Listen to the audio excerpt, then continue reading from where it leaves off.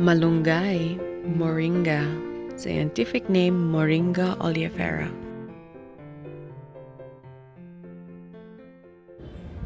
Hey guys, welcome back to my channel. This is a quick video about a moringa tree, my moringa plant, like the source of life, one of the most nutritious, like there's no kidding, like this is part of an Asian diet, like nutritious leafy greens there is. It's very rich in calcium. I just would like to show you how it looked like because I was in a live stream and I think a few of those people who came from the north, because this is a very tropical plant, was asking what is a moringa, like how do you use it or what. But I think most of them encountered the moringa but in powdered form. So here is a moringa plant.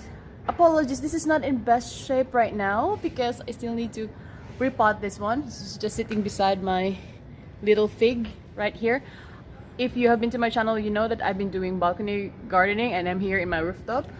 So where the laundry cage is, I used to garden here, but for some reasons right now I just prefer to do it in the balcony. So here's how a moringa looks like, and kindly watch the rest of the video. For those of you asking about moringa, this is how a moringa look like, okay? I will give an update on this moringa plant.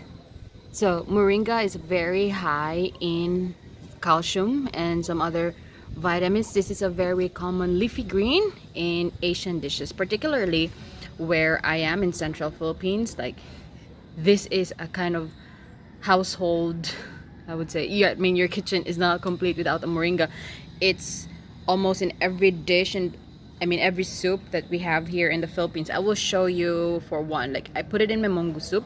I put this in my tinolang manok or kind of chicken broth and some other seafood dishes. So it's just there in that container. Yes, I did not really, I think, took care of this plant. You see it's yellowing.